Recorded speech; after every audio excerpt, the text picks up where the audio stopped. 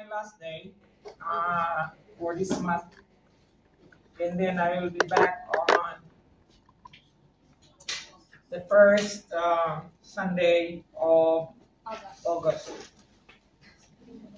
So mawala ako ng 3 Sundays. Next Sunday, si Pastor Ness is going to come. So mayroon kayong 2 week na bakante. So in 2 weeks, I'm going to give you an assignment. So your next assignment is, I want you to remember an acquaintance or a friend or a close relative or someone that is known to you na you haven't communicated for a long, long time. Okay? Then, I want you to write that person a letter. A letter, it would be good kung meron kang ma-remember na something about that person. And then I want you to just tell her or him, that person, about the Lord Jesus Christ. Okay? Same expression yesterday talaga. Parang tuloy-tuloy. Kasi nag-iisip na Okay. I'll repeat the assignment. I want you to think of a person. That person might be a relative, or that person may be your friend. Say for example, bakit ko naisipan ito? Kahapon, early morning while I was in the bus, I was scrolling on my mobile phone. The President of the United States, Donald Trump, suddenly appeared on the screen. And so, you know, I'm a fan of Donald. So I clicked on the link, and it was an interview of him on a certain TV station. And the anchor was a woman. The one who is going to interview him was a woman. That woman does not have a good feeling about Donald Trump. They don't. Most of them don't like Donald Trump. Most of them would like to humiliate him on national television. And this woman was quite really biased against Donald Trump because his father was killed in the line of duty overseas. Okay? Now, unknown to this woman, her father was a long-distance friend of Donald Trump. Okay? And so, nung dumating na si Donald Trump doon sa TV studio, and he was about to be interviewed, the term the others used was interrogated. Okay? So, before she could even be gone, Donald Trump asked the anchor woman to forgive him. Okay? And so she was taken aback. Why would I forgive you? Because I am a friend of your father's. Nagulat yung babae, hindi niya akalain na, how did you know my father? Well, it's a long story, sabi niya. I know your father, and I know that he passed away during the time that he was overseas. And he sent me a letter, and the instruction was to give this letter to you. Now, I'm really, really sorry, but I am holding to this letter for 2 years now. And it was just sitting on a pile of a lot of letters that I haven't yet read in the Oval Office. And presidents would receive thousands of letters, And it was just right there, sabi niya, when you asked me to come for an interview, I remembered something about your father, and I remember that your father sent me a letter for you. And so, binigay niya yung letter. It was still unopened. And please forgive me. I have tons of letters every day, and I didn't even remember that I had it until today that I'm going to have this interview with you. Binuksan ko ba yung letter? Kasi, parang nalimutan niya na nasa TV station sila. Binuksan niya yung letter kasi excited siya at atay niya. And the father, a very short message. Sabi ng father, if you are reading this letter, it simply means that I am gone. I just want to let you know that you're an old girl now. You're adult. You can take care of yourself. And the only thing I would miss is I would miss to see my grandchild with you. Okay? I hope that I would have been there to see these things happen, but I'm gone. But I just want you to know, blah, blah, blah, I love you and all that. You know what? The girl was crying while she was reading the letter. And nung matapos siya, na basahin yung letter, then nag-change yung mood, nag-change yung mind niya kay Donald Trump.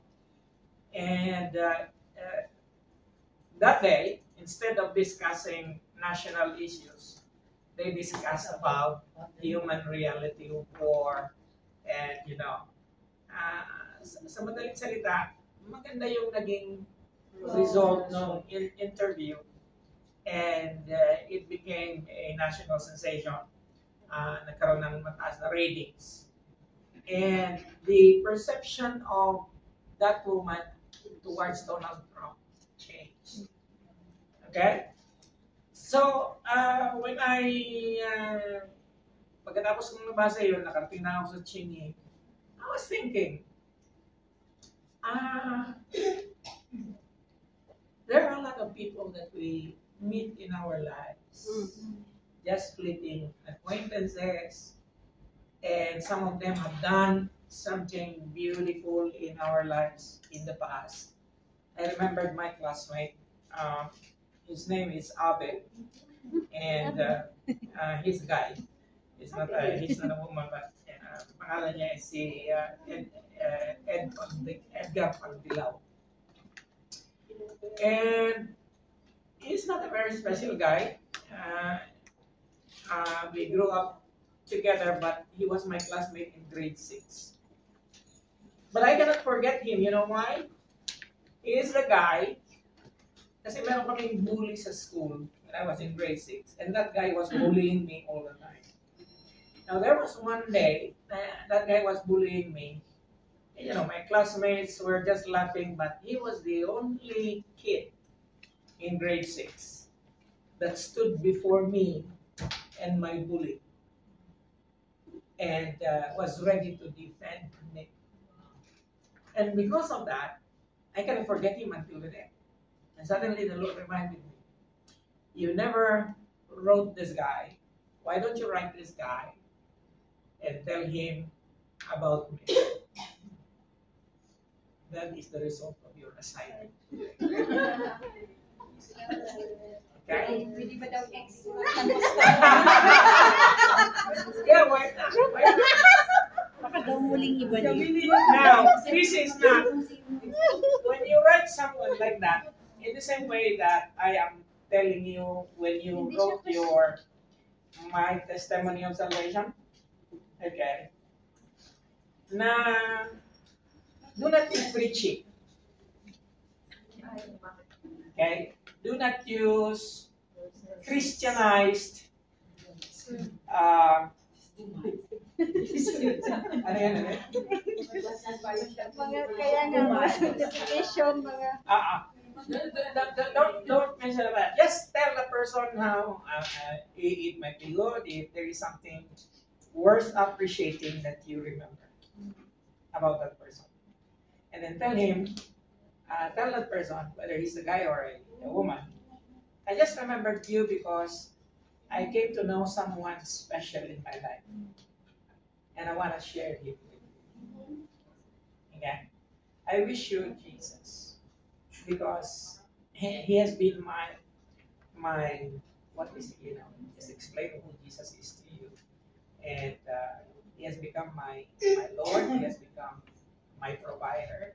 He has never let me down all these years. And I believe that he is also going to do the same with you. Amen. And then just end by saying, the Lord reminded me to pray for you and I'm going to pray for you. Okay? Now, pag nag-respond siya, maganda. Okay? Kung hindi naman, wala sa'yo. Okay? Time lang. Pero na-practice mo, this is going to practice you how to do one-on-one evangelism. Ano ba? Ito nga, hindi siya masyadong threatening kasi hindi mo maharap eh. Hello? Wala agad Ano response yung pa kasi sa namin, email namin, o through... I-mail nyo.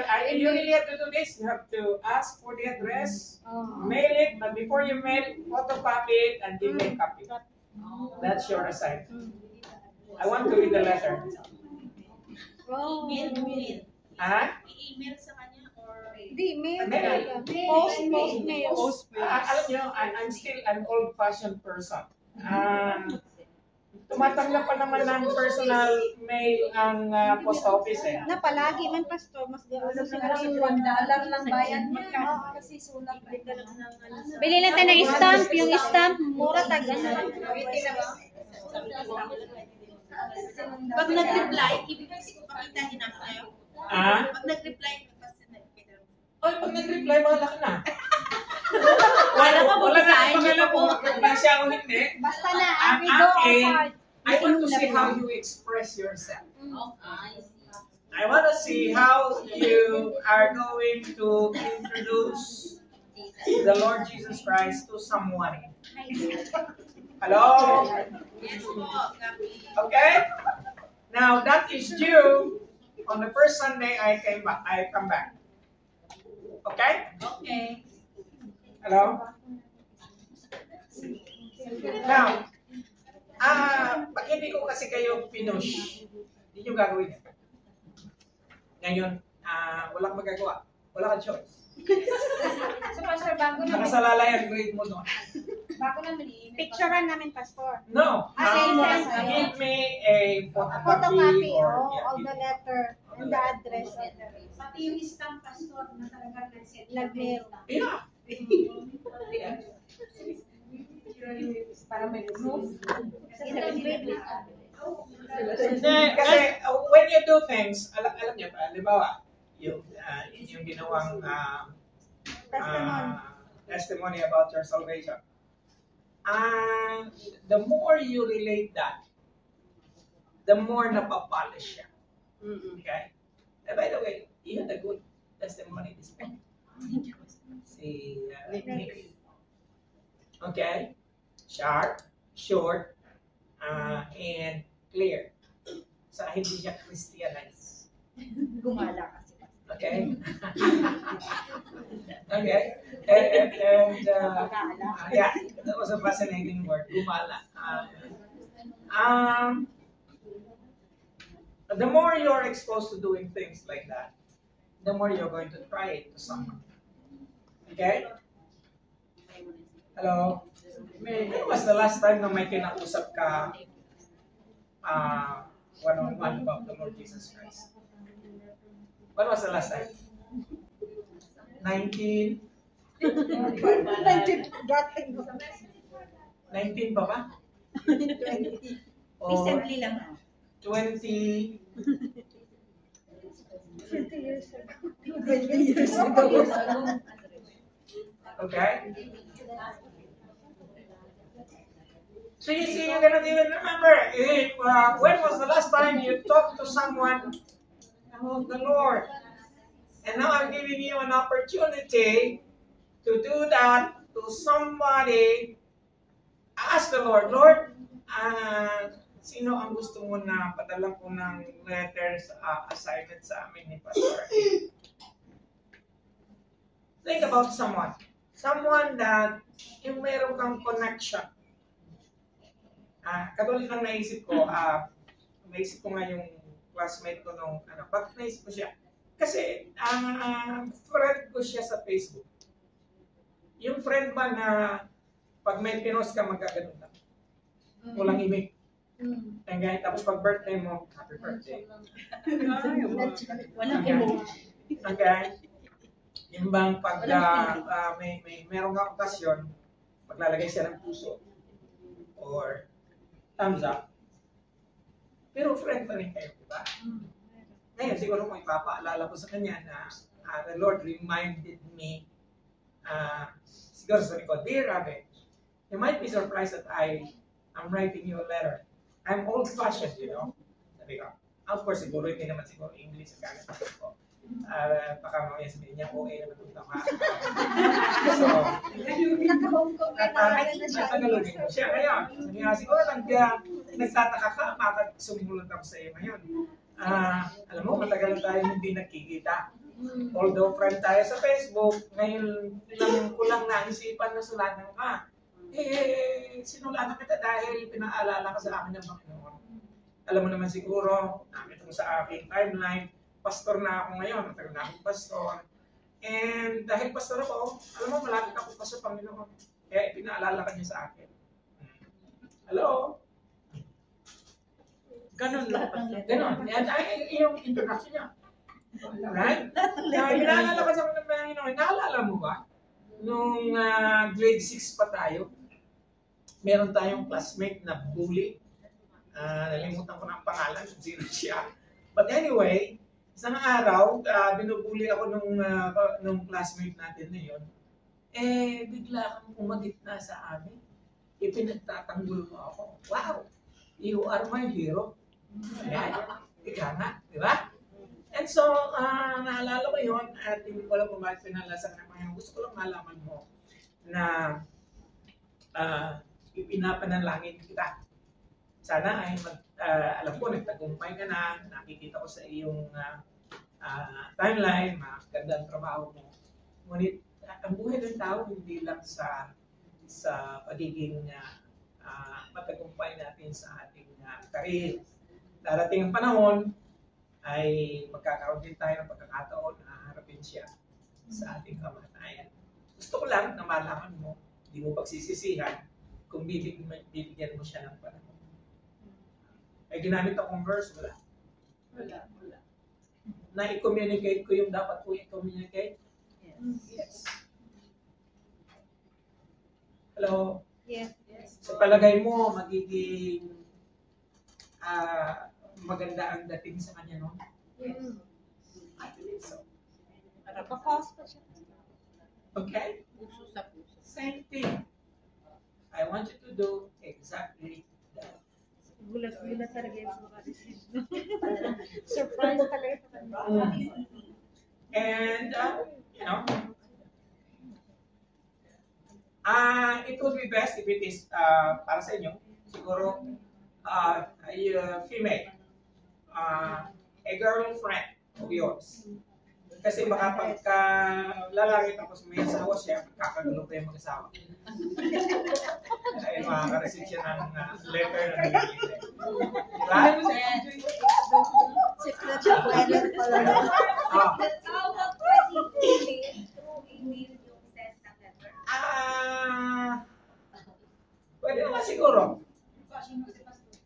Email, pero in a letter form. Talaga, ayaw ko yung mga shortcut natin na LOL.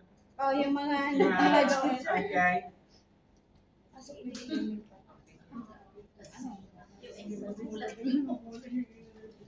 Okay? Sana proof ng email pa. Ibili mo na ako ng email address niya. email Oh. address na padalhan. Yung mga magsisend ng letter through post. Kasi nga sa 7-Eleven na nakakabili ng ano. Ah, sa Kapag bibili 7-Eleven. ka, hindi kayo bibili ng isa. Oh, Set $20, yun. $18 yung... Pwede naman sa post office na kayo bibili. Kung malayo sila 280 sa lang. post office, sa post office. Kailangan ang nila post office natin lang lapit sa amin. Oh, meron niya to eh. Walking distance lang. 280. Di ba to? 280 dollar. So, dalaan 80 Hindi, pesos. hindi, suggestion ko, kung gusto nyo, pag-anuin natin, bibili tayo ng Ah, oo. Ilang piraso yun? Sampo. Sampo. Tapos $18. O di mas mura man. Yeah. Kasi bibilang kay amo, Ganun na lang. tag $18 sa 7-Eleven. Ewan ko kung nag-increase. Mura lang yan. Actually, ang local dito, ang local mail is 220. Okay? Siguro ang overseas, pagka air mail, is mga $3. Okay. Isa. $5 ba? Hindi ko lang alam. Hindi pa ako nag-mail ng overseas eh.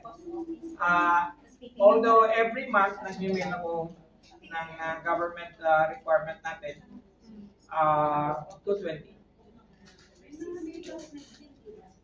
Okay? Yes. Naintindihan niyo yung assignment? Yes. Okay, that is due by first week of August. August. Okay. So, sandali lang. Iba yung iniisip natin. Nag-iisip pa. Gabi. Iba yung iniisip nito eh. Yung ex daw niya sumasabi.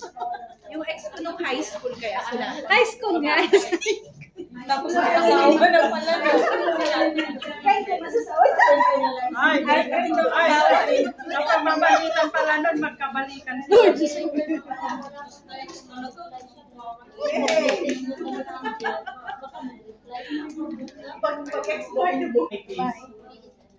One of the assignments that we had was Pastor Buholtz, my teacher before, assigned me to do a street evangelism. Now that is scary. I am going to. I was told to bring a song leader, and kami lang dalawa, and we will go near the market sa bangketa, and we will start street evangelism. Now that is scary kasi talagang yun, hindi mo alam kung may makikinig sa iyo o wala. But it happened one day. So punta ako sa palengke, punta kami sa isang bangketa. And daming tao. And we started singing. And my teacher was nasa malayo siya, nakatingin. And tinitingnan niya kung anong gagawin namin. Okay? Now, I cannot remember, but during that time, I was really scared. I don't feel good. But when I started preaching, kahit wala nakikinig sa akin, it didn't matter anymore. Ang naisip ko lagi, grade ko ito. But that imprinted something in me na walang nawala sa'yo. At least you have done what you need to do. And naglakas loob ka. And you have done it. Same thing sa'yo ngayon. Okay? And this something that I want you to do is not even something to be scared about. Okay? It's just that you are battling something within you. Isip mo na kaagad na you're going to be rejected. The guy is not even going to respond. All the negative things that could ever happen. Hindi yung iniisip eh. Baka tanggapin niya si Lord, baka maghanap siya ng church, magkasikalat. Bago, okay. Baka panahon na tinanggap niya yung letter ko, eh, magpapakamatay siya. Hindi natin. Yes, Pastor. Okay, so do it. Not only because you don't have a choice. Do it because this might be something that we have eternal consequence on someone. Okay? So let's go with our lesson today. We are on principle number 5. Principle number 5 is demonstration. He showed them how to live. Okay? Jesus made sure that his disciples learned the way he lived. He knew that it was not enough just to get people into his spiritual communion. Now, if there is any person that is so transparent, it is the Lord Jesus Christ with His disciples. Alam mo kasi, pagka yung mga students mo, kasama mong kumain, kasama mong matulog, kasama mong maglakad, wala nang lihim, ha? Hello? Tama. You are living together. Matibilang ng hininga mo, alam niya. Di ba? Para bang mag-asawa na pag ang yung asawa mo ay kasama ng naparaming tao sa isang mall, kaya kanyang i-identify sa isang tingin lang. Okay? Napansin mo ba yan? Yes. Ganun si Leonor. Kahit saan ako magtago, alam niya kung nasaan ako. Reverse ko yung tago. Yung ulo ko pa agad dinitingnan niya. Okay. So he knew that it was not enough just to get people into this spiritual communion. Now, his disciples needed to know how his experience was to be maintained and shared if it was to be perpetuated in evangelism. And so, that is why the secret of his spiritual influence needs to be considered as a deliberate course of his master strategy. It was important. Okay? The only problem we have with transparency is vulnerability. Diba? Pagka transparent ka, vulnerable ka. Kaya lang, the difference is the Lord Jesus Christ is not vulnerable. You know why? Because you cannot point a finger against Him. Pero sa atin, vulnerable tayo. Marami tayong itatago eh.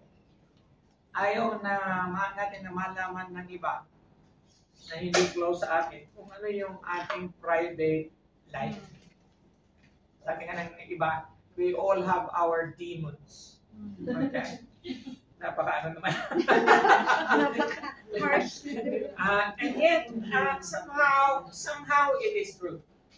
Meron tayong mga kahinaan, meron tayong mga negative aspects in life that we do not want to be vulnerable. And yet, transparency is a necessity in leadership. Okay? Let's say that again. Transparency is a necessity in discipleship. Hindi na lang leadership, discipleship na lang. So if you are going to be a mentor or a cell group leader or any type of leadership, especially in the Christian organization or in the Christian endeavor, there must be some kind of transparency. Because transparency begets trust. Pagka hindi transparent yung leader, parang hindi, mas madaling magtiwala ang tao kung meron kang transparency. Because by being transparent, you become authentic. Hello? Yes. Busog pa yata kayo. Ha? Pagka, if you have transparency, yung transparency kasi results in authenticity. Ano ibig sabihin ng authenticity? Pagka authentic ka, hindi ka plastic. Genuine ka. Diba? So, si Jesus, can you imagine the privilege of those disciples being with him 24/7? I wish I could have that. I wish that I wish I could have a mentor like that. But I have very few mentors in my life. And they are, some of my mentors na dati kong mentors noon, hindi ko na mentor ngayon. But it is always good to have a mentor because it is only when you have a mentor that you learn something. Okay? And that mentor must be an ideal, and our ideal, all mentors' ideal is the Lord Jesus Christ. Because the Lord Jesus Christ was transparent. Amen. Okay? He demonstrated a life that we all need to follow. And most especially his disciples. Okay? Now, the first thing that the disciples learned about Jesus is the practice of prayer. Remember I told you, the number one thing that you should impart to the people that is assigned to you. If you fail in this, you fail in everything. I'll say this again. Pag hindi mo ito nagawa, pag hindi natuto yung mga sinasakupan mo ng prayer, you have failed. Amen. There is no further discipline as important as this one. Why? Because this is the only way they communicate with God. Pag hindi nila nakuha yung discipline na yon, pag hindi nila na-emulate sa iyo yung discipline na yon, because you yourself is not prayerful. And so, if you are not prayerful, people under you is not going to be prayerful. If you do not know how to pray yourself, then the people under you is not going to know how to pray themselves. If you don't have this practice, you fail. You're a failure. Okay? In fact, sa isang church, dalawang bagay lang ang discipline na mag-i-ensure na ang isang church is going to be there, masusustain yung growth niya for a longer time. And that is prayer and worship. Without those two things, and yet, prayer is a part of worship. You understand? Yes. Okay? And so, pagka wala yung dalawang yun, hindi magtatagal ng church. Maliwanag? Amen. And so, Jesus often let his disciples see him conversing with the Father. Now here, take note. Lahat ng occasion sa Bible na makikita mo na nagpipray si Jesus, laging nakatingin ng mga disciples. Yes. Okay? And it was mentioned 20 times. I'll say that again. Lahat ng okasyon na makikita mo na nagpipray si Jesus, lagi siyang may kasamang disciple. Yung disciple, hindi naman pinagpipray, nakatingin lang.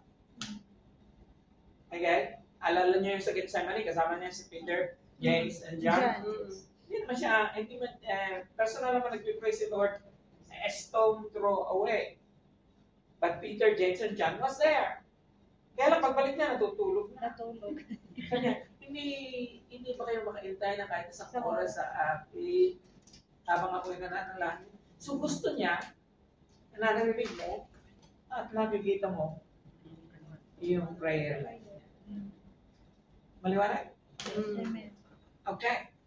So, they saw the strength it gave to his life. Jesus did not force the lesson upon them, but rather he just kept praying until the disciples got so interested or hungry that they asked him to teach him what he was doing. That's why one of the disciples asked, Lord, teach us how to pray. Okay? So 20 times in the Gospels, Jesus, 20 times it is mentioned in the Gospel that Jesus is praying. Sorry, hindi ko na edit. It was during momentous decisions in his life that he was praying. Okay? During his baptism, he was praying. Can you go there? Luke 3:21.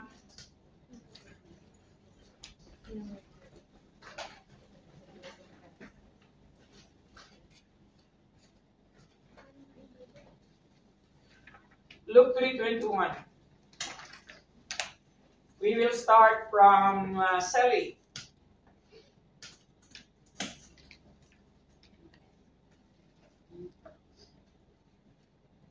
The baptism that was in genealogy. When all the people were being baptized, Jesus was baptized too. And as he was praying, heaven was opened. Okay. Can you imagine Jesus while he was baptized? He was praying. And while he was praying, the heavens were Open. open. So, mainam siguro na yung ibabaptize natin ay bago siya itubog sa tubig by i-require na mag-pray. So, nasabihan ko si Elder ngayon na, Elder, bago itubog sa tubig yung mga ibabaptize, kailangan na Mag-pray muna siya. mag-pray muna. So, request mo na mag-pray. Let's put this into practice. Ano? Siya yung mag-pray. Siya yung Yung ibabaptize sa mag-pray. Okay? Now, I was about to say something I forgot already. During momentous decisions in life, in fact, not only decisions, say for example, let's make prayer as a natural part of our conversations. Say for example, nagsi-cell group kayo and then somebody just mentioned mayroong isang nagbigay ng patotoo na very significant sa buhay niya. May nga siguro a testimony of healing or a testimony na may nangyari sa bahay sa Pilipinas. When that happens, pause whatever you are doing in the group. And then the leader should say, let us pause for a moment and let us thank the Lord in prayer. Can you do that? Amen. That is going to create an environment of prayer. Hello? Yes. Kasi minsan, yung prayer time natin, ini-schedule natin. So, para bang hindi kasali si Lord sa ating conversation. Para bang si Lord, Lord, nakabox ka na eh. Again, my time pagka mag-pray na kami sa iyo, usually in the beginning and in the end. Okay? So, in between, hindi ka kasali. Di ba? I don't know. We pray before we make decisions in life. Alam niyo, pagka magkasama kami ni Sister Leonor, at nag-uusap kami and suddenly, sa aming pag-uusap, we begin to decide for something that is going to affect our lives together. Hindi na hintayin. Sasabihin ko na kaagad, let's pause for a moment, let's pray about this kasi malilimutan na natin yan mamaya. Okay? Hello? Amen. Do not schedule your prayer. Make your prayer impromptu. Do you know what is impromptu? Yes. Yes. At that moment, on the spot. Okay? Kasi, di ba, naalala niyo yung may time laging nakalagay sa wall, Jesus is the silent listener to every conversation. Meron kayo nun sa bahay? Jesus is the Lord of this house. He is the silent listener. Silent listener lang si Lord. Okay? To every conversation. Somehow that is true. Bakit? Pag nag-uusap ba tayo, walang baka ng Diyos? Hindi nga.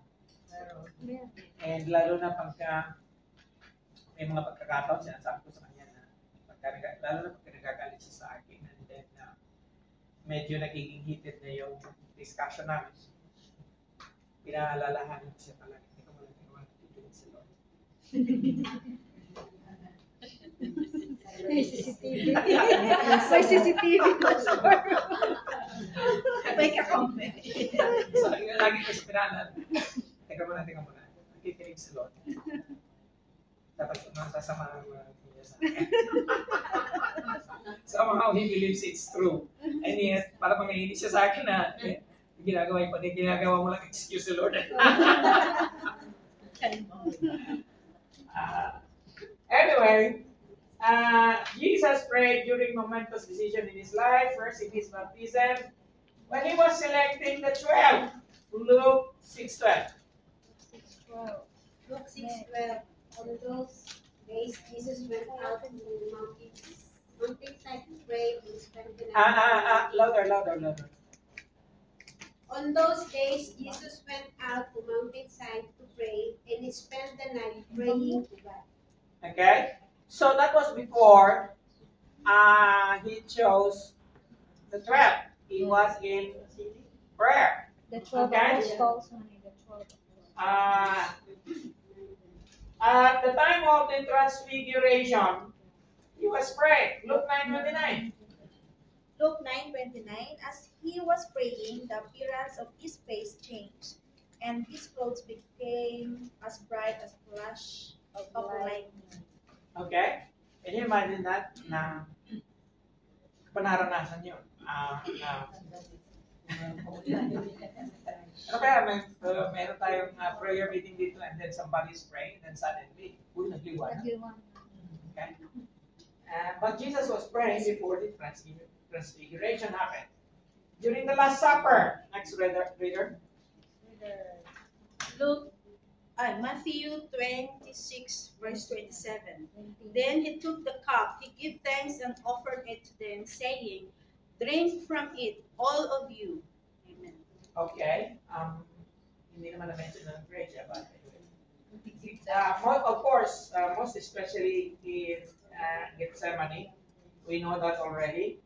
And on the cross, when was exactly the time on the cross he was praying? Luke 23:46. 22. 22. 23, 46. Luke 22:39. No, 23 na diretso. 23 na tayo, 23. Kasi alam na natin yung Gethsemane. 23 po.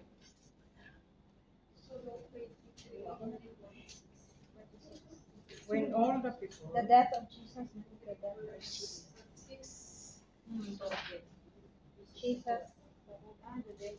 The death of 23, verse 46. Jesus called out with a loud voice, Father, into your hands I commit my spirit. Okay.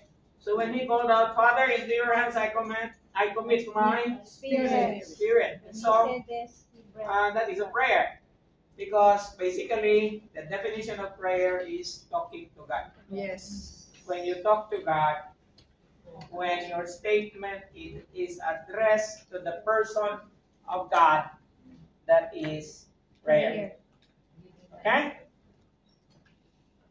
So, the Lord's intercession, the confession of his messiahship, Luke 9:18. Now, the next reader, prepare Luke 10:21. The next, prepare Luke 11:1. So, confession of his messiahship, Luke 9:18. Luke 9:18. Luke 9:18. One day, when Jesus was praying alone, the disciples came to him. Who do the crowd say I am? He asked. Okay. So, it was during the time of his intercession that the Lord asked the disciples, who do you think The Messiah. that I am? The people say I am.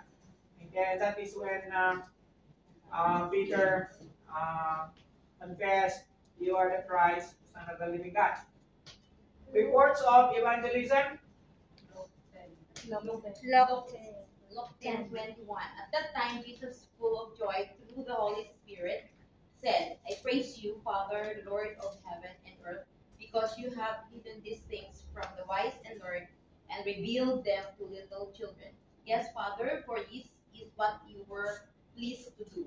Verse 22, all things have been committed to me by my Father. No one knows who the Son is except the Father, and no one knows who the Father is except the Son, and those to whom the Son chooses to reveal him.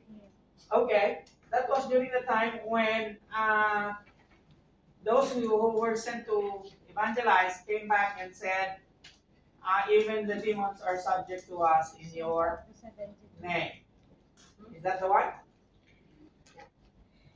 Tingnan niyo yung verse 20. Anong sinabi sa verse 20? However, do not rejoice that the Spirit Yes. submits to you. Anong sinabi sa verse 19? I have I given have you given authority to trample trample on snakes and snakes and scorpions, scorpions. and to overcome. 18? He replied, I saw Satan fall like lightning from heaven. 17 pa. As all 72 returned with joy and said, Lord, even the demons submit us in your name. Diba? Sabi ko sa inyo. 17, no? Tama, Pastor. So yung ano, Jesus sends out the I'm always 72. emphasizing this. Tuloy parang pag nagsisermon ako, parang nag-lecture na tuloy ako minsan. Na you have to learn how to read with the context in mind. So lagi pag nagbabasa ka ng Bible or meron kang isang verse na nababasa sa Facebook, don't just rely on that verse. Go back to the context. Kasi minsan hindi tama. Okay? Kanina nag-message ako. Sabi ko, ano nga ulit yung inyong favorite na verse sa Jeremiah? Jeremiah 29:11. Alam niyo ba ang Jeremiah 29:10? Okay? Pag pinasa mo yung 10, magbabago ang isip mo sa 11. Bakit? May 70. Now, okay, everybody go to Jeremiah 29:10. This is what the Lord saying. 7 years. So, nagsisimula ang Panginoon ng kanyang sinasabi sa Israel sa verse 29. This is what the Lord say. Yun ang sinabi, ba? Sige nga, pakibasa. Sister Ellen. 29:10. Jeremiah 29. Jeremiah.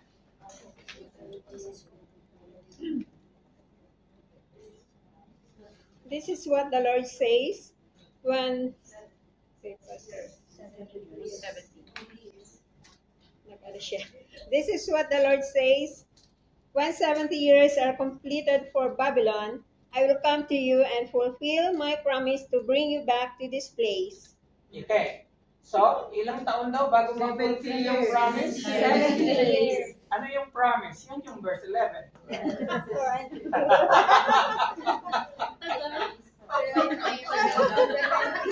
So, hindi maghintay kayo 70 years. Okay. Now, anyway. Nasa na tayo? Teaching on prayer, Luke 11:1, alam na natin yan. This priestly prayer, alam na rin natin yun. John 17. The concern for Peter, yung Luke 22:32, di ba sinabi niya, I have prayed for you that your faith will not fail. Is that the one? Can you go there? Luke 22:32. 22, 32.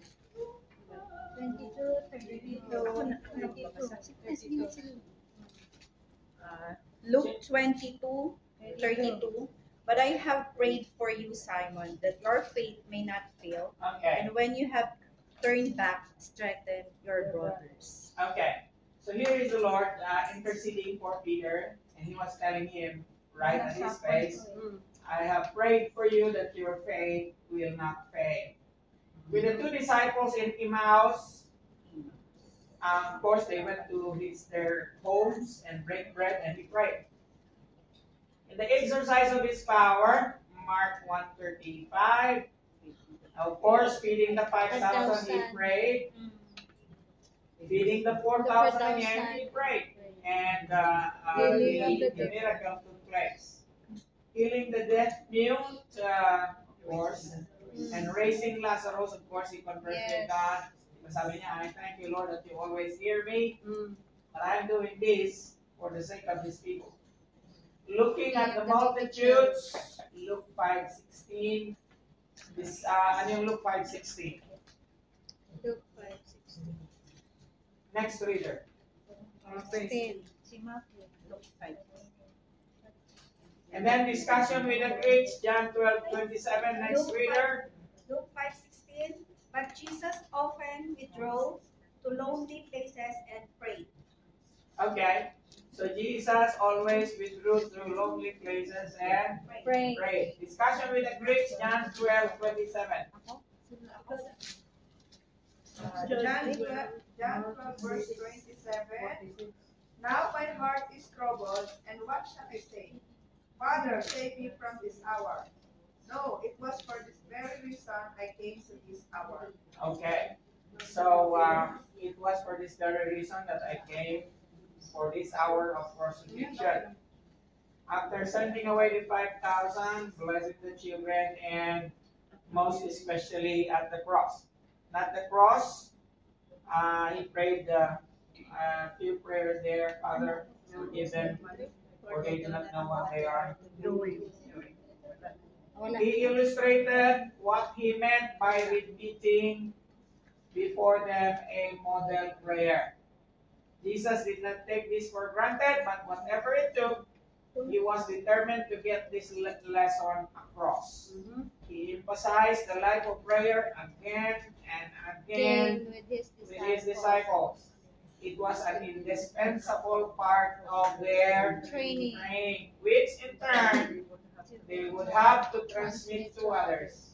Unless they grasp the meaning of prayer and learn how to practice it with consistency, not much, and I want to stress that, not much would ever come from their lives. And with this lesson today, you will understand that it is basic, primary, and of primary importance that prayer must be practiced as a discipline, and there is no end to the practice of prayer as a discipline in every individual's life. Only, I remember again this theologian who was interviewed, and he is one of the eminent theologians in the United States. I forgot his name. He's not very well known to theological circles, but he has a few doctorate degrees, meaning to say, hindi lang isang doctorate degree meron siya. He has a PhD, he has a PhD. And he was interviewed, he was very successful, and he was asked, if you're going to name a discipline that is of utmost importance to ministers today, what would it be? Sabi niya, there are only two things. Okay, and I don't care if you have a PhD. I have a few of them, but I don't care if we or anyone has a PhD or no degree at all. You will never survive. You will not only survive, you will never amount to anything as a believer if you do not practice this with consistency in your life. Sabi niya, there are a lot of pastors who fail because they do not have these two things in their life. And no Christian is going to be an effective witness without these two. And sabi niya, which one? Well, the most mundane, the most simple thing that you should practice every day, and that is prayer. And number two, devotion to the Word. Mastery. Okay? Gusto mo na maging that you will become a good minister, you must practice this too. Not only on a daily basis. The more you practice it, the more effective you become. Number one is prayer. Number two is familiarity of the word. Don't just focus on, marami ngayon, kahit mga pastor, it's just focusing on the verse. But the context. Go to the context. Read the whole chapter. Read the whole book. Okay? Yes. Sabi niya, sayang ang mga pag-aaral, sayang ang lahat ng ginagawa natin, sayang if you do not have this. Kung hindi ka nag-major dito sa talungkot. Prayer and ministry of the word. Okay? So simple and yet so much neglected. Yes. And less emphasized.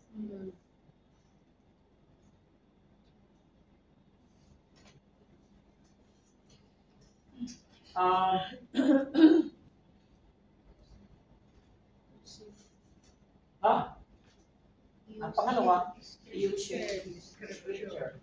Sabi ko lang. Diba? So number one, ano yung gina-demonstrate ni Lord? Lagi, prayer. The practice of prayer. Ngayon, how to use the word. Okay? Using scripture. Now, vividly portrayed to the disciples was the importance of the Holy Scripture. Now, ano nga uli ang ibig sabihin ng Scripture? If the Scripture is mentioned in the New Testament, what is it referring to? The Old Testament Scripture. So, the disciples emulating the practice of Jesus is they saw and they knew that the Lord Jesus Christ is not only familiar with the scripture, which is the Old Testament to us today, but he is well versed of the Old Testament. And so, kaya sa ating panahon ngayon, mas mabigat yung responsibilidad natin kasi dalawa na scripture natin. Diba? Not only the Old Testament, but also the New Testament. And ang masama pang nangyayari ngayon, a lot of people are discounting the Old Testament as no longer relative or relevant in our generation today. Yes. Nothing can be very far from the truth. The Old Testament is as relevant during the times of the prophets. It is still very relevant today. Okay? Why?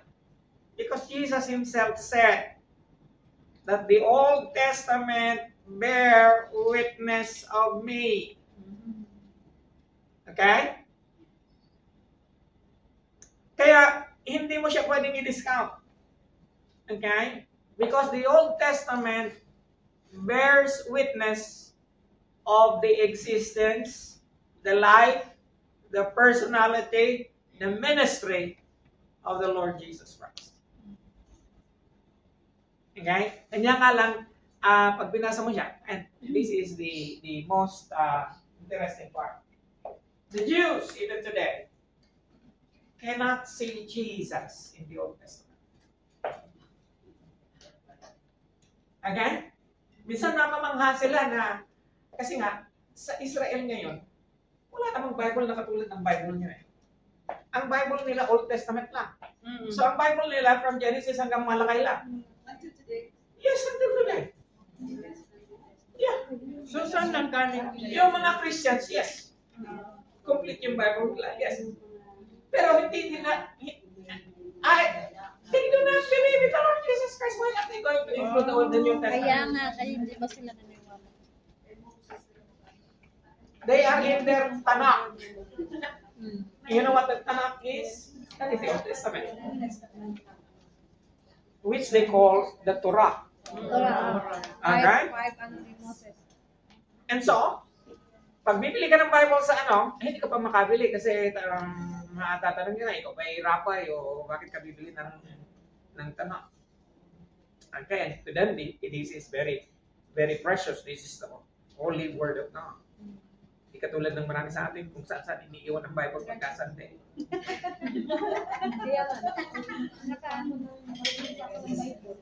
Okay? Pero bakit until now hindi pa nila inaano yun? Yun talaga yung paniniwala. Ang sagot yung palay ko. Kasi marami na rin Christians. No. There are not many Christians in Israel Konti today. lang daw. There are very few. Mabibilang mo lang sa kamay kung ilan ang Christian. Walang ibang doon. May charismatic church na when I was there in 2010, we went to a church that is charismatic. But there are a lot of Jews are there. It's a big church. It's about, siguro may mga attendance, mga 200 people. And mga Hudyo sila. And they are singing the songs that we are singing. Okay? And they have the complete Bible. But in any other synagogue, you cannot find the New Testament there. In the first place, parang sa kanila, yung New Testament is not lawful to be carried because you are not a Jew if you are a reader of the New Testament. Huminto lang sila doon sa ano. Okay? Siguro, ang Christian lang sa, matatawag mo na Christian lang sa Israel is, I don't know the population of Israel, but less than 2,000. Yun Person. yung balita mo. Konti lang daw Christian. Yeah. The Christians that are there, yung mga mayroong mga simbahan ng mga Orthodox Church, Oh, yun. okay? They are allowed there, but shrine. Wala naman nag-church doon. Hello? And so, kaya nga you and I are more privileged than an average Jew. Okay? Why? Because we are ignorant of the Messiah. Yes. Tayo naman, we know the Messiah, but we don't really, treasure our knowledge of the Messiah. Okay? So, vividly portrayed to the disciples was the importance of the Holy Scripture. He would impress upon his followers the meaning of some passage in the Bible, and he never ceased to use them in his conversation with them. Altogether, there are at least 66 references to the Old Testament in his dialogues with the disciples in the four Gospels. So 66 yung mga direct quote. Okay?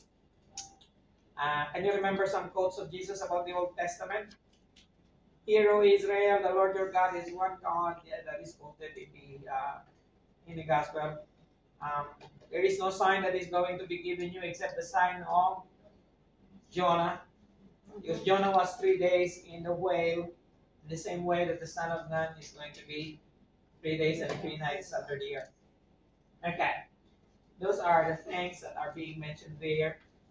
Another one is, as Moses lifted the serpent in the wilderness, so shall the Son of God be lifted up. Those are the few of the 66. Okay? References to the Old Testament in his dialogues with the disciples in the four Gospels. To say nothing of more than 90 allusions. Say the word with me, allusion. Allusion. Pagka sinabing allusion, ipinahihiwatig na ang sinabi niya ay galing, hindi siya direct quote sa Old Testament, pero ang nilalaman ay isang event sa Old Testament.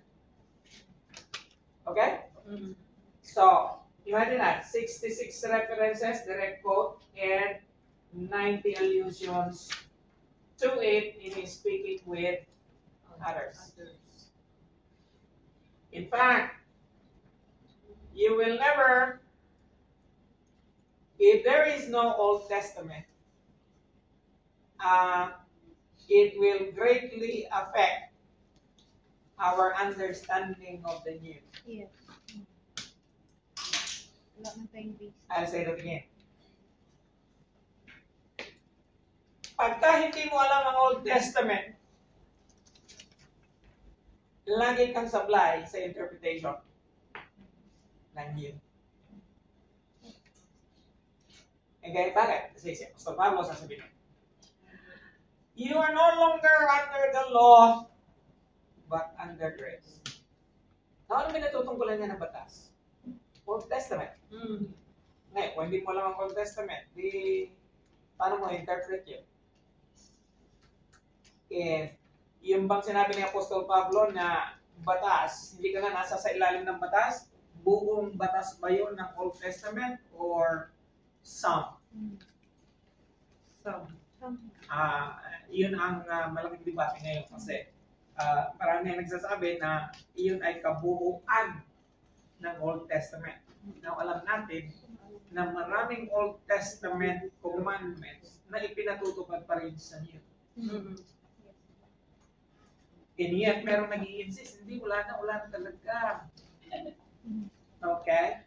Kaya, nagiging debate ngayon sa, ngayon, minsan, kahit na yung hindi nag-aaral, nakikipag-debate and all that, and so, it muddles the argument. And those are one of the sensitive things that we need to really understand. And so you cannot understand the New without the Old. Yes. Okay? Napakalaki ng relevance ng Old. In fact, without the Old Testament, then hindi pwedeng sabihin ni Jesus na ito yung mga scripture na nagpapatunay sa akin. Now, which are those scriptures? Then, if you do not give credence to the Old Testament, then the argument fails.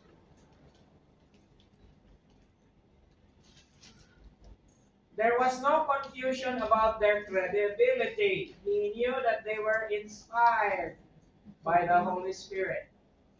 Okay, Mark 12:36, somebody read that? Walang Matthew 77. That is a typo.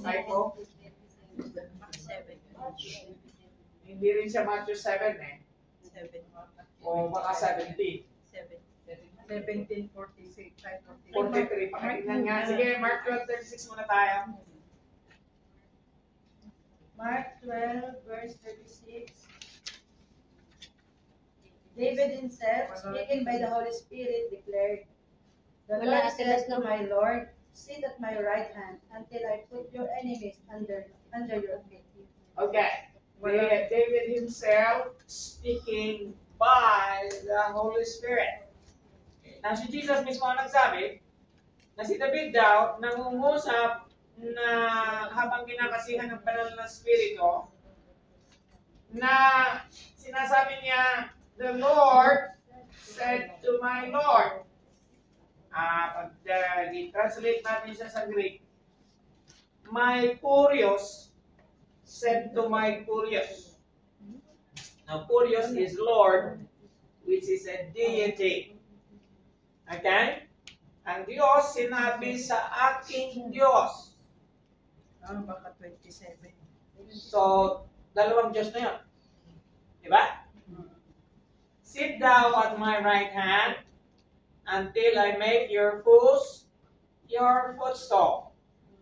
Now, that is a very interesting passage because later Paul is going to pick that up. And he will say that Jesus rose from the dead and was glorified and sat on the right hand of the Father on high, in glory. So, kaya Ito, yung mga sinasabi ko sa inyo ngayon, hindi naman siya nangangahulugan na kailangan mong mag-aral ng another subject to know deeper more of these things. In fact, if you are a regular reader of the Word of God, and very few are regular reader of the Word of God, dapat alam niyo na yun. In fact, pag sinabi sa inyo, may isang verse na sinabi sa inyo, pag hindi mo alam yung context, ibig sabihin hindi ka nagbabasa ng Bible. Kasi marami tayong popular na verse na alam. Pero hindi natin alam ang context. Kasi nga, hindi nagbabasa ng Bible. How many of us are really doing a reading of the Word of God as a discipline every day? But we just assume na alam na natin. Na hindi naman. You understand? Amen. Eh, madalas, pag nagle-lecture ako sa Pilipinas, masama ang loob ko. Bakit? Ang dami, kahit mga pastor, hindi alam. Ang ano talaga ang consistency, Pastor. Kasi hindi nagbabasa ng Bible. Kuha lang sila ng yung sa Bible verse na gusto nila. Hindi nga ma-master kung kung ano ang mga books na nasa New Testament sa Old Testament.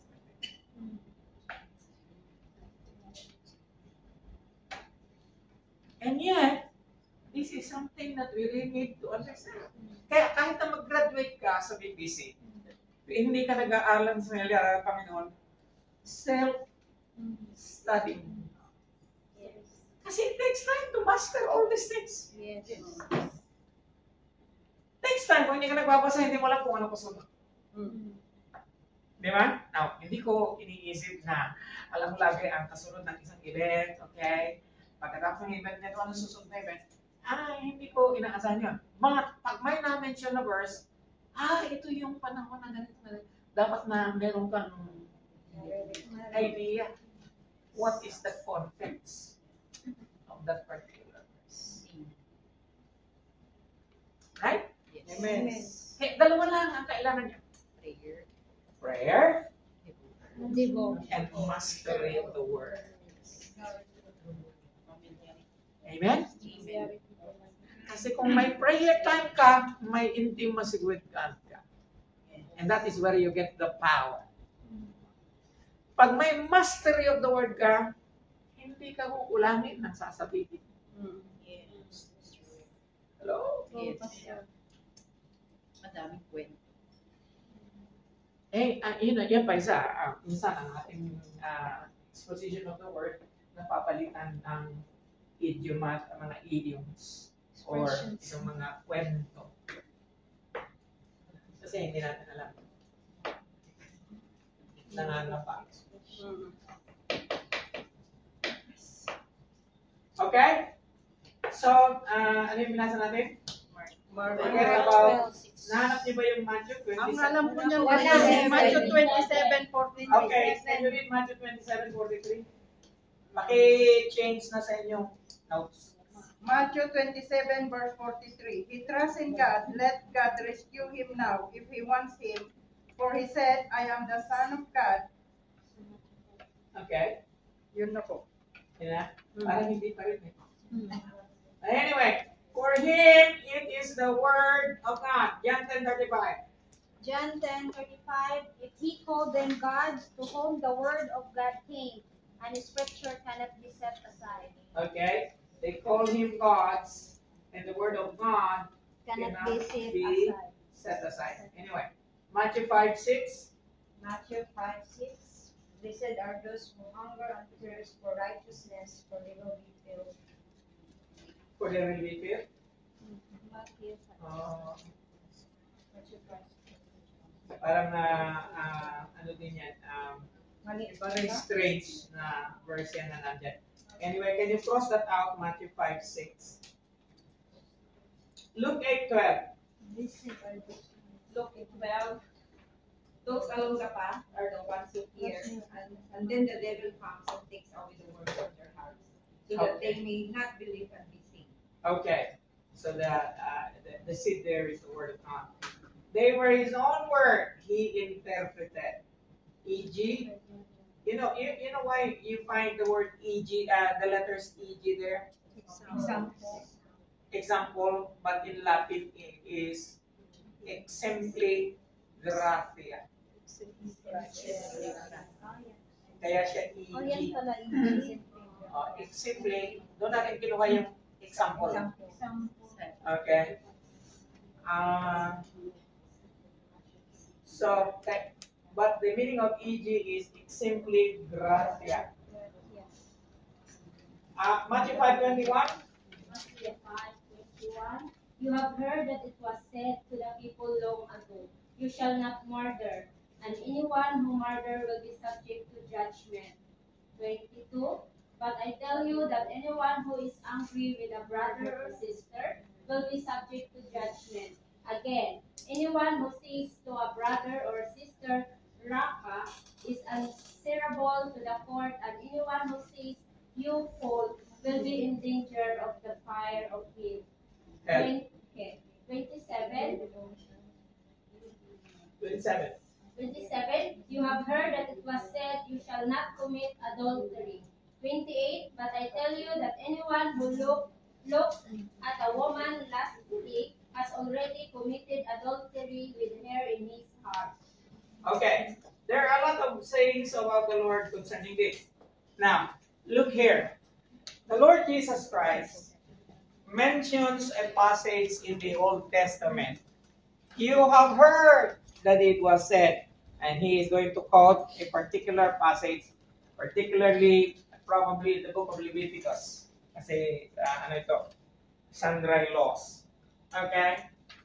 You have heard it was said long ago, okay, that thou shalt not commit adultery. Okay? But I tell you, now, pag sinabi niya, but I tell you, he is already interpreting his own word. And you know what? In the New Testament, during the time of Jesus, you cannot just do that. You can be. Sometimes it's punishable by throwing stones at you, if you are not as authoritative as the Lord Jesus Christ. And yet here he is. He knows that the Old Testament is the Word of God, and he interprets it.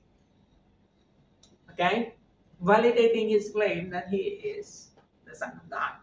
Validating also his claim that he is more than just a rabbi. Okay?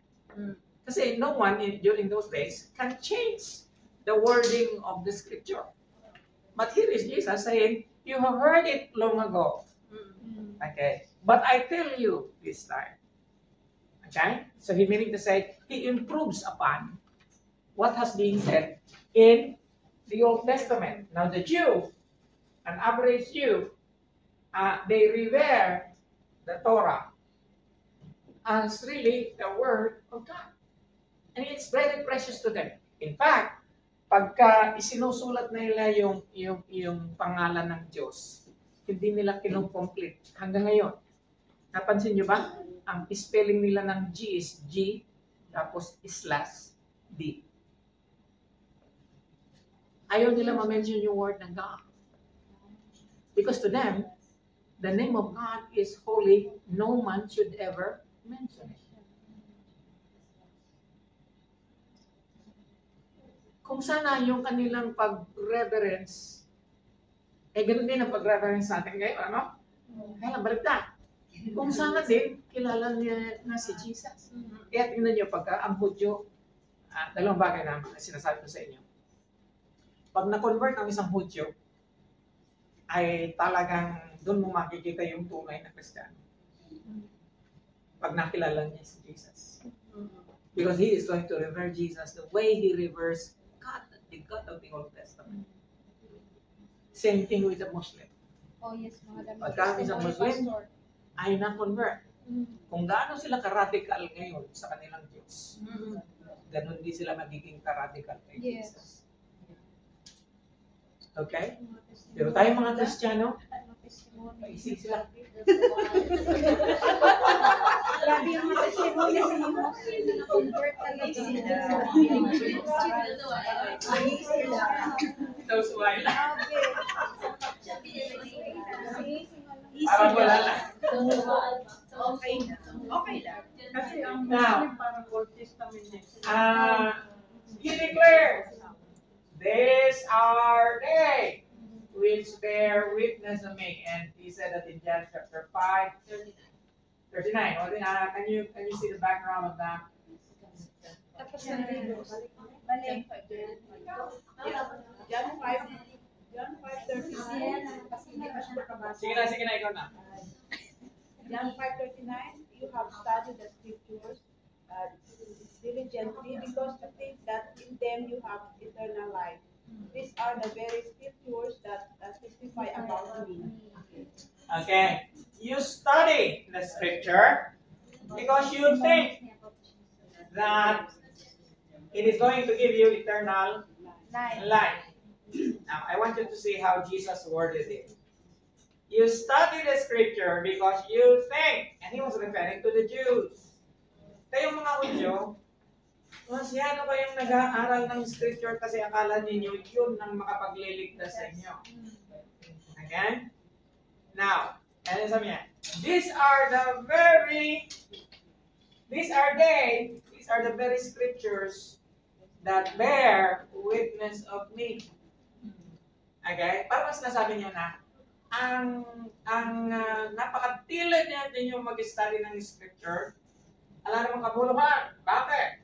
Ako ang daan ng kaligtasan. Yun ang ibig niyang sabihin. Right? Kasi sinasabi niya na, itong mga pinag-aaralan ninyo, lahat ng pinag-aaralan niyo patungkol sa akin. Okay? Hallelujah. Ganyan tayo, kilala natin si Jesus, pero hindi tayo kasi intelligent ng mga Hudyo. Yan, sabi niya daw sa Wayla. Why? Diba? Pero yung hindi nakakakilala sa Panginoon, diligent sila. Hanggang ngayon, inaantay pa rin nila ang Messiah. May pare-pareho tayo kawawa. Diba? Okay. Ano yung Matthew 5:17? Same? Tapos na yung 5:17. Do not think that I have come to abolish the law or the prophets. I have not come to abolish them, but to fulfill them. 18. For truly I tell you, until heaven and earth disappear, not the smallest letter, not the less stroke of a pen will by any means disappear from the law until everything is accomplished. Okay. So sabi niyan, I did not come to abolish the law. So, here is something that distract muna natin ng konti sa ating pinag-aaralan. Sabi ni Apostol Pablo, you are no longer under the law but under grace. It seems that it is contradicting this particular passage and statement of Jesus that says, I did not come to destroy the law, but to fulfill it. And sinabi niya sa verse 18 na not even one stroke of the law will pass away until it is all fulfilled. Okay? So bakit ganon? There must be an explanation why Jesus said something else and Paul seems to be contradicting what Jesus said. Actually, he did not contradict because Paul himself said the law is good and holy. The law, we do not describe the law. Sinabi niya minsan, the law points us to the Lord Jesus Christ. It's the schoolmaster that brings us to Christ. Okay? And sinabi niya na without the law, there is no recognition of sin. Okay? You become aware of sin just because of the law. Yes. In fact, you will never know you broke the law, you never know that you have sinned, not unless there is the law, because it's the law that points to transgression. Okay, so there must be something that Paul is saying when he said that you are no longer under the law, that it is not the Old Testament thing that he is after, but he is just after one segment of the law, and that is the ceremonial law of Israel.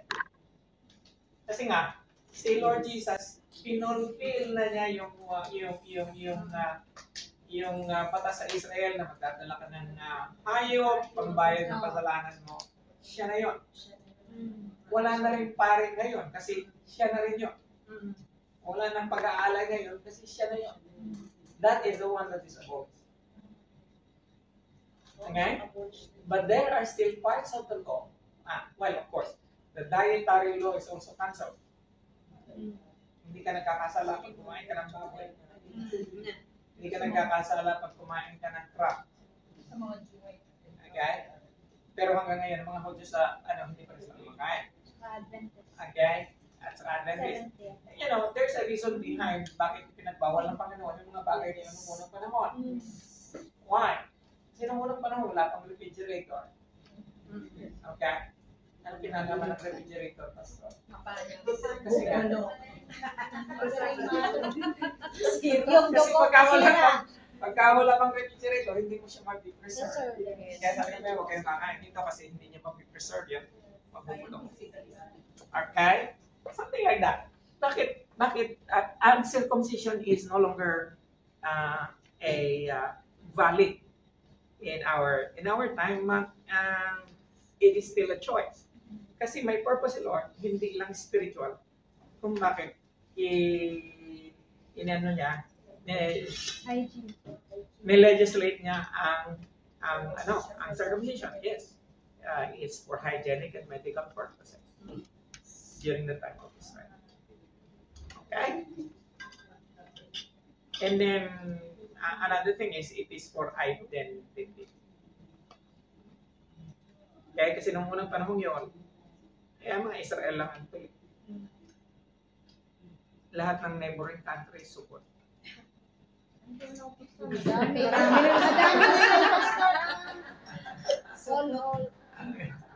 Okay.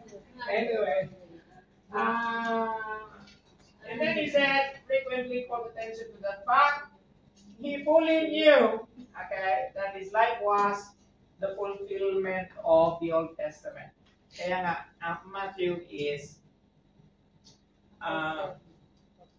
di ba sa inyong lahat na nagdaan ng the Gospel, hindi naman ang book ni Matthew ang unang isinulat na aklat sa New Testament. Kasi kung chronological ang susundin natin, ano dapat ang nasa unahan ng New Testament? Galatians muna. Because the very first book that was written in the New Testament is the book of Galatians. So kung chronological order. So much of the books written by, or the letters written by Paul should be the first to come in the New Testament. Pero may nag-arrange na bishop, si Bishop Langton, in-arrange niya, sabi niya, mas maganda na ang ilagay natin na sa unahan ng New Testament yung gospel, because the Lord Jesus Christ came before the new apostolic and the writing of the scripture also in sequence. Okay, so ang inuna ay si Matthew. Pero even in the Gospels, Matthew was not the first gospel that is written. It was the Gospel of Mark. In fact, in the Synoptic Gospel, Matthew, Mark, and Luke, they have the same view. Diba? Kaya sa tinawag na Synoptic Gospel. Because they have the same view. Because much of the material of Matthew and Luke were copied from the book of Mark. Right? So dapat si Mark nasa unahan. Pero hindi. Nilagay nila si Matthew because Matthew speaks to the Jews. Kasi, I think there are more than 20 times in the book of Matthew that a passage is a fulfillment of the Old Testament prophecy of the coming of Christ. So, doon pa lang makikita mo na yung Old Testament, the Lord Jesus Christ is the fulfillment of the Old Testament prophecy. Okay? Pastor, yung pagka-arrange, kasali siya doon sa pagka-pinatinahan ng No. Hindi kasali sa inspiration of the Holy Spirit yung arrangement ng Bible. Yung word lang. In fact, hindi kasali sa inspiration of the scripture yung verse at saka yung chapter. Kasi sa original Bible, walang chapter, walang verse, wala ding period, full stop, wala ding question mark. Okay? So, can you imagine, may magbasa ng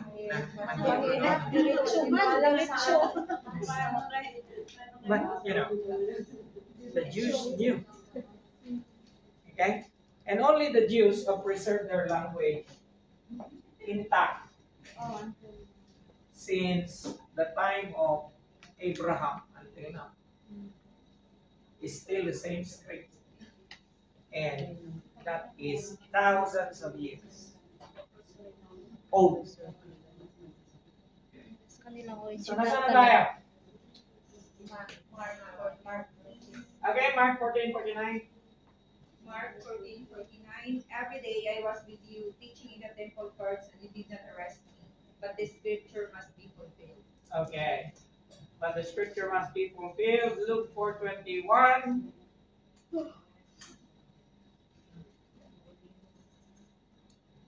Luke 4:21, he began by saying to them, today this scripture is fulfilled in your hearing.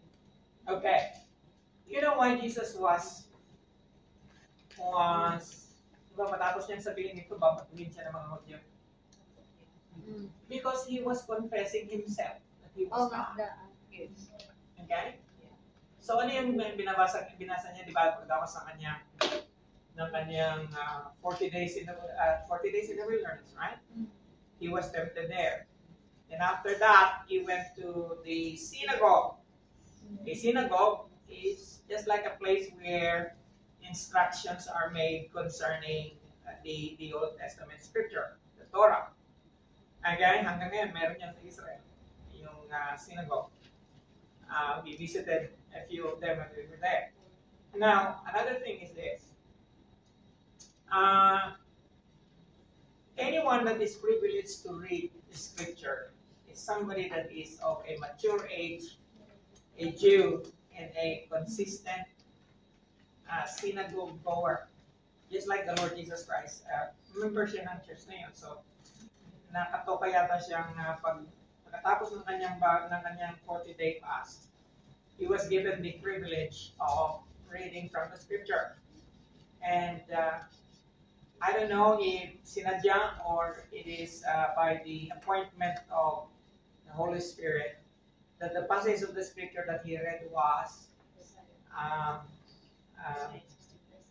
the Spirit of the Lord is now upon me to heal the broken heart, set the captives free, and to open prison doors, to make the blind to see. The Spirit, okay? Anyway, along that line, at the end of that particular passage, he said, this scripture is now fulfilled in your hearing. Nagulat. Everybody was amazed. Okay?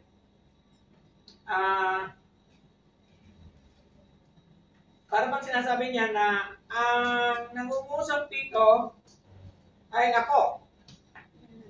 Kasi na-fulfill siya ngayon sa inyong pandinig. Eh talagang sabi niya, gulat ang mga tao marami. Kilala siya ng mga tao na nandun. Siya ay anak ni Jose. Siya ay karpintero sa Nazaret. Ano ang karapatan mo na ang pinin ng sarili mo na ikaw ang Diyos na nagsasalita sa aming kalagitnaan? Siguro kung nanong ka, isa pa sa babato sa kanya. Malamang na ikaw ang tutulong sa kanya sa sumangin. Langya ka. Lapastahan. Lapastahan. Di ba?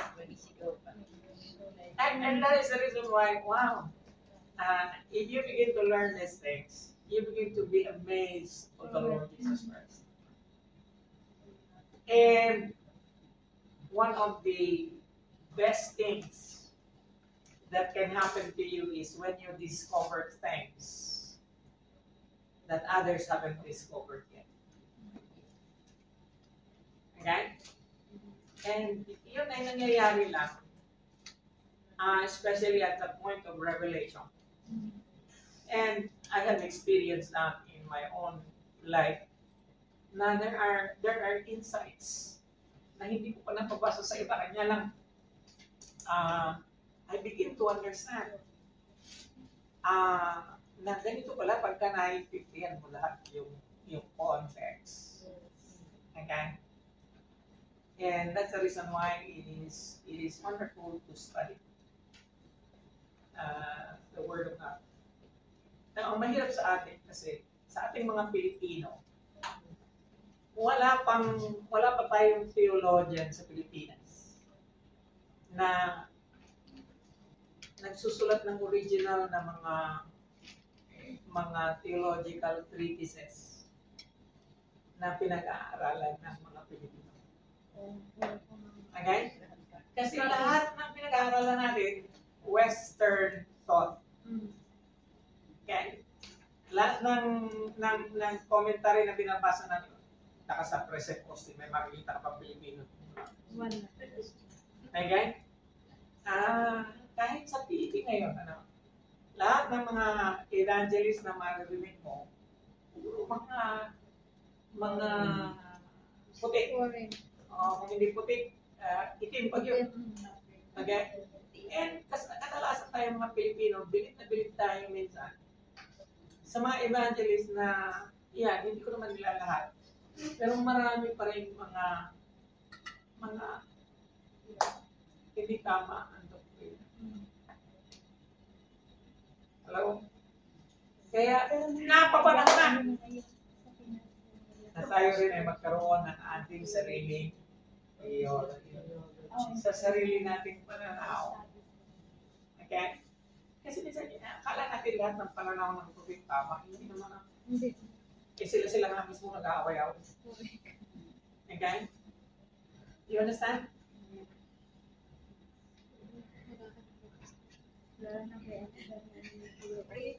Itayo niyo na po, Pastor. Hindi na, wala na ako pa naman. Itayo na ni Pastor. Ang dami talaga. Yeah, that's another challenge. That's another challenge we have today. talaga siya, Pastor. I'm not saying na you cannot use AI. But ano lang talaga siya, tool. Pero kung yun na ang gagawin mo talaga na basis of your Wala na. ako, I tried it, it doesn't fit. Kaya back to. Ikaw pa rin. Pero it can help you. Bakit hindi? Tanungin mo siya, example of, pag may hinahanap ka na verse na or particular passage in the scripture, pati okay, pero pag gagawin mo siya ng sermon, very mechanical. Lifeless yan, lifeless. Okay? So, nasa tayo? This was his food. Okay? My food is to do the will of him who sent me. In 45, his heart against temptation. It was his textbook for teaching eternal truth of God. Let us have our break.